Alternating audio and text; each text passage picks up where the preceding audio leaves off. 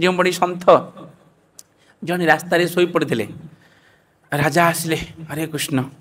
राजा आसला बेले घोड़ा पदाती अश्व सैन्य घंट वाद्य सबुजाक बाजुची महुरी बाजुची हरे कृष्ण भेरी तुरी शंख जोड़ा शंख सबुजाक बाजिकी आसला बेले रास्ता छाड़ रास्ता छाड़ रास्ता छाड़ कहला बेले हरे कृष्ण से सन्थटा तो गड़ुंट आमान रास्ता मझे शोई सैनिक मैंने गले उठ उठ ए पकड़ बाबाजी उठ हरे कृष्ण कहले मु उठिबार ना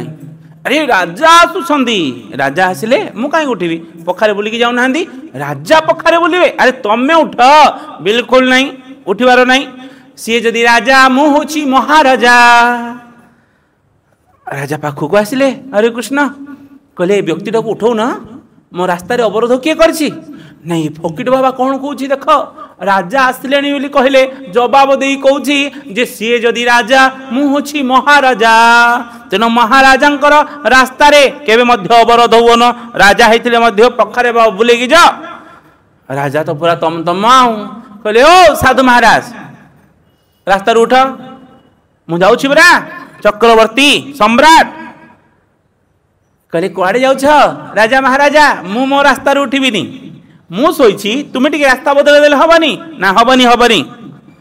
रास्ता छाड़ हरे कृष्ण कहले मु रास्ता छाड़बार नहीं कौन कहउछंदी कहउनांदी हरे कृष्ण कौन कहउछंदी ना रास्ता छाड़ आमे जुबो आमे राजा राजा राजा ओ घोषिड़ा हे गेले ओ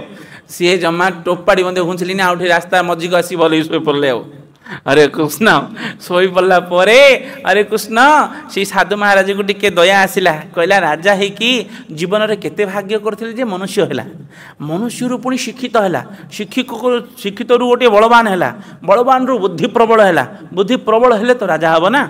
राजा गादी रे बसिला ए अहंकारटा ताको पतन कर देबो नहीं नहीं साधु कहले कृपा करिकी कुआडे जाउछंदी कहउनांदी मो रास्ता छाड़ी देबी कुआडे जाउछंदी ममु राज्य को युद्ध करी जिणीछि एवं युद्ध करी जिणीबा हेतु सेही राज्य रे मो सिंहासन रे बसिबी तेणु मोर शासनकर्ता चलिबो तेणु मु जाउछि सन्थ पचारिले केतुरा राज्य को जिणिले ना मोर 27टा राज्य जिणिली एबे 28 नंबर राज्य रे शासन करिबी आउ केतुरा राज्य जिणिबो आउ केतुरा राज्य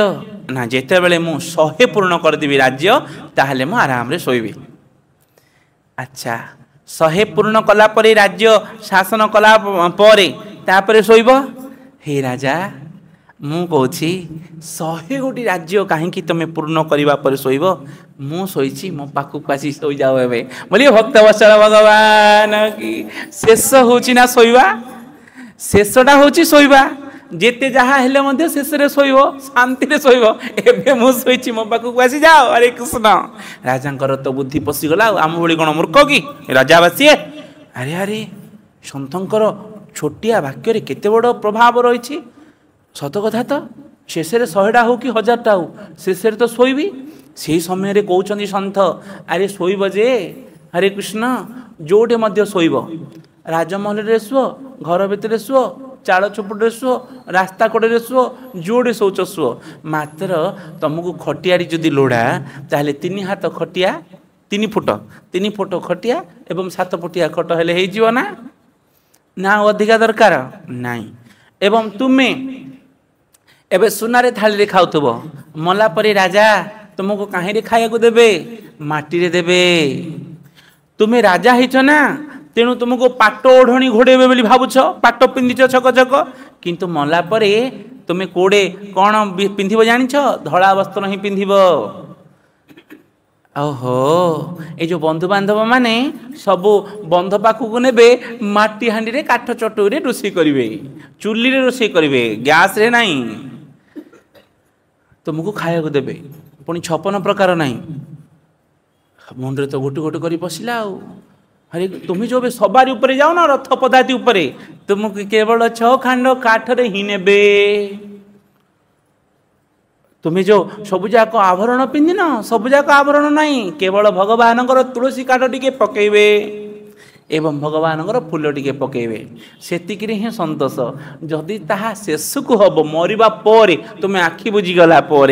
एबे आखि खोला थाउ थाउ तुम्हें कहीं करून आसी जाओ विश्राम नहीं जाओ शेषटा विश्राम ना विश्राम नहीं जाओ मुंड भीतर पशिगला। हरे कृष्ण से ही राजा ऋषि पाल्टी गले एवं सी होचनी कंडू ऋषि लिखिले हरे कृष्ण आस्ते भोग आसनस्य जदि आपण बसिबे ताहले आपणकर भाग्य बसिबो जदि आपण उठिबे आपणकर भाग्य उठिबो एवं जदि